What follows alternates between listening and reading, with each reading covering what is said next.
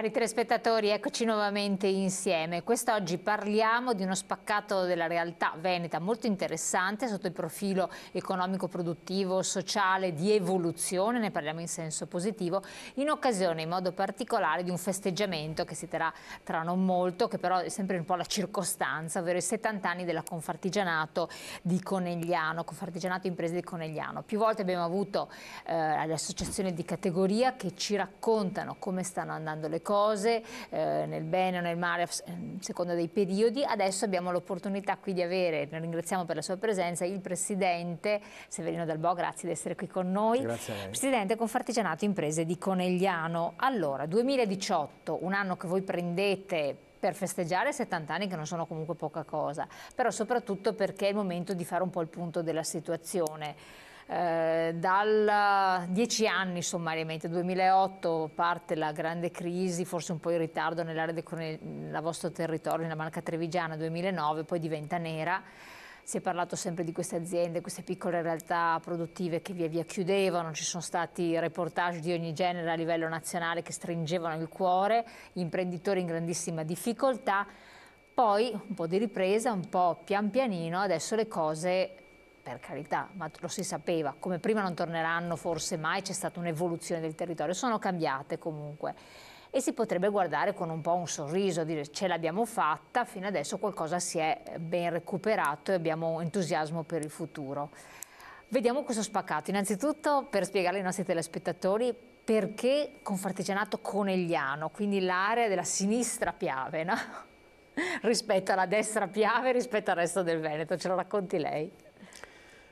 Beh, grazie intanto dell'invito, anche dell'introduzione sintetica di quello che è successo in questi ultimi 10 anni, che peraltro, come ha ben spiegato, ha visto effettivamente la nostra categoria, quella della piccola e media impresa, quella dell'artigiano, soffrire in modo particolare e in alcuni casi anche in maniera molto drammatica. È vero però che da un paio d'anni a questa parte le cose sembrano essere migliorate. Almeno questa è la lettura che diamo noi nel territorio. Tanto per inquadrare l'area dalla quale proveniamo, Confartigianato Imprese Conegliano rappresenta le imprese che vivono nelle 17 comuni che compongono l'area del Coneglianese e del quartier del Piave, quindi siamo proprio a ridosso del Piave, sulla sinistra Piave. Cosa implica questo per chi non è della zona? Ma implica che... cioè è Marca Trevigiana, no? La Marca Trevigiana è intesa tutta la provincia di Treviso. Però c'è questa distinzione. In particolare la zona che ci individua è quella definita Alta Marca Trevigiana, quindi già il fatto di definirla come alta significa che il territorio da noi rappresentato è un territorio collinare e ha anche una vocazione paesaggistica, turistica, della quale non possiamo non interessarci. Quindi abbiamo l'aspetto ambientale, turistico, poi ci racconterà bene, e anche produttivo, quindi questa è un po' la connotazione, non è pianura piatta, insomma, per intenderci. Sì, abbiamo un'area di pianura che è quella che va tramite Marino di Piave verso l'Opitergino ed entrambe hanno le loro peculiarità. Nella zona del Coneglianese, per esempio, si è sviluppata dopo il boom degli anni 70 tutta l'area dell'elettrodomestico, grazie all'inserimento di grosse aziende che hanno cominciato a produrre lavatrici, forni, cucine e via dicendo. Questa situazione ha creato naturalmente un traino per tutta la subfornitura e per il terziario, e in questa area si è configurato appunto la piccola e media impresa nella fornitura dei suoi servizi e della componentistica per il prodotto finito, che può essere la cucina, il frigorifero, la lavastoviglie e via dicendo. Questo fatto ha creato questo distretto dell'inox sostanzialmente. Circa un ventennio fa si parlava addirittura dell'Inox Valley nella zona di Conegliano. Sì, è vero. In analogia ad altre esperienze simili, e quindi È stata una cosa positiva per la nostra economia, perché ha permesso lo sviluppo di una serie di piccole aziende che hanno trovato in questa vocazione manifatturiera della nostra zona una buona riuscita. A questo ha contribuito anche l'elevata competenza delle scuole tecniche e professionali che si sono nel tempo consolidate a Conegliano e che hanno potuto dare della linfa, hanno potuto costruire un vivaio per questa declinazione manifatturiera. Quindi tutta l'area della metalmeccanica nella sua declinazione per l'inox, ma anche per l'automotive e per quello che riguarda metallurgia e plastica, è ben presente nella nostra zona e, come si diceva prima, da 2 anni a questa parte vede un momento di crescita. Non abbiamo ancora raggiunto i numeri pre-crisi, sia come numero di imprese, sia come numero di addetti e posti di lavoro, però quasi ci siamo. Nel solo coneglianese l'area della metalmeccanica manca di 460 posti di lavoro rispetto al 2008. Però visto tutto quello che è successo in questo tsunami decennale, diciamo che è un dato da leggere con una certa positività. Secondo lei, siccome negli altri territori poi ci sono indagini anche recentissime condotte dall'Associazione degli Artigiani, CNA che dir si voglia, quant'altro, Camere di Commercio, c'è stata anche nel vostro territorio una terziarizzazione? Quindi volgersi verso il settore terziario dei servizi, o resta il fattore manufatturiero importante, come lei diceva appunto, no, l'industria produttiva? Abbiamo dei dati che presenteremo proprio domenica prossima in occasione di questo 70°, che sono dei veri indicatori su come sono andate le cose, e questa ripresa di questi 2 anni per l'area della metalmeccanica, intendiamoci, perché poi ci sono degli altri settori che sono in sofferenza, e quindi anche quando si dicono queste cose bisogna essere sempre molto prudenti, no? Per cui ecco, vede crescere sia le imprese che fanno del manifatturiero o metalmeccanico, ma anche i servizi agganciati alle imprese, che possono andare dalla consulenza alla progettazione, alla pubblicità, al marketing e via dicendo, però c'è una crescita anche delle aziende che si occupano di servizi alle imprese. L'altro aspetto secondo me da sottolineare, dopo questi 10 anni difficili, è che chi si è reinventato, chi ha ricostruito l'azienda, chi è riuscito a sorpassare questo difficile periodo, ne è venuto fuori con una struttura un po' più solida, nel senso che le aziende che sono oggi sul mercato per quest'area dimensionalmente sono leggermente più grandi rispetto a quello che era la situazione di un decennio fa. Ma perché si sono fuse? O necessitano investimenti per ingrandirsi? Ci sono state delle fusioni, c'è stata anche un'attenzione per quelle che sono le reti di impresa, e probabilmente anche il fatto di aver acquisito delle commesse estere ha reso necessario per questa tipologia di aziende un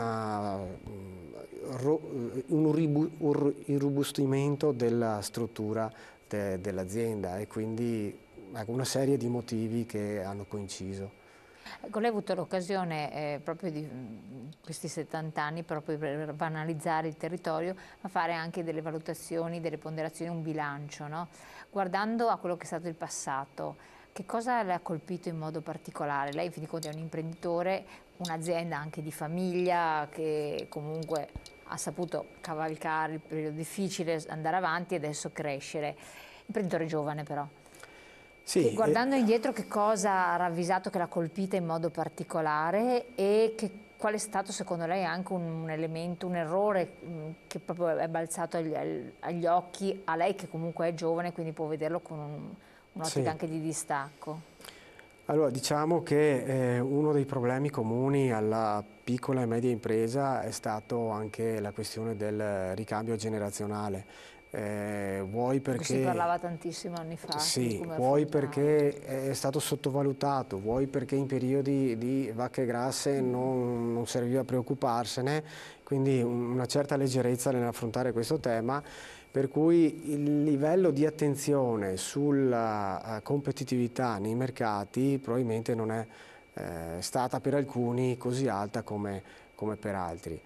Una cosa che invece non manco mai di sottolineare e che è una cosa che ci accompagna in quest'ultimo ventennio è la scarsa possibilità delle nostre imprese, sia di quelle artigiane classiche, che possono andare dall'elettricista all'idraulico all'autoriparatore, ma anche delle imprese nuove, quelle che si rinnovano, soprattutto quelle che vanno verso il 4.0, la scarsa disponibilità di personale, di addetti, di giovani che vogliono intraprendere questo lavoro. Questa è una cosa trasversale, cioè che è proprio un problema che esiste ovunque. Quindi se i giovani non hanno occupazione, cercano lavoro, però forse non sono preparati per quello che le aziende chiedono. Diciamo che è un po' un paradosso. Lei pensi solamente che se in Italia nel 2017 si sono costruiti 8.000 addetti tecnici che escono da scuole professionali, istituti tecnici, con la declinazione del 4.0, in Germania ne hanno sfornati 800.000. Quindi per dire l'attenzione che c'è in un'area rispetto a un'altra.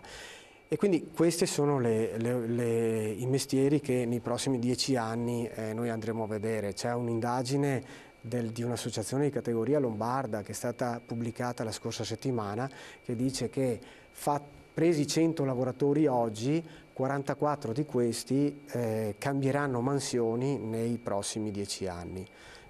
Per dire che stanno arrivando delle nuove attività, delle nuove specializzazioni, ma che hanno sempre questo minimo comune denominatore che è il tecnico.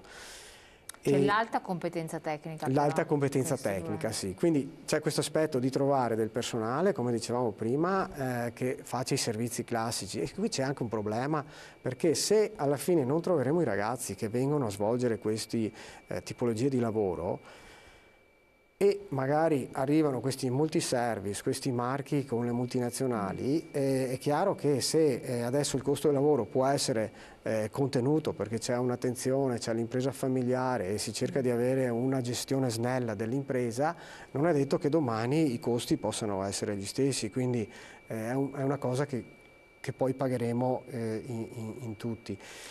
Però ecco, quello che bisognerebbe fare secondo me è parlarne, avere una certa attenzione, e deve essere un tema nel quale tutti sono convocati, quindi dalle imprese alle scuole, alle società sportive, alle parrocchie, a tutti coloro che, ai giornali, a tutti coloro che possono fare informazione, e soprattutto in primis alle famiglie. Ma perché non è appetibile? Cioè, questa è un po' la grande domanda, perché l'impresa artigiana non è così, non è più appetibile? È una questione ancora prima, l'incipit è proprio culturale dal mio punto di vista.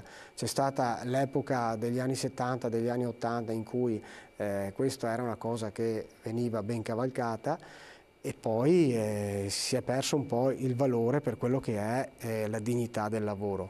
Le dico solo questo: in provincia di Treviso i ragazzi che frequentano il liceo sono il doppio di quelli che frequentano gli istituti tecnici.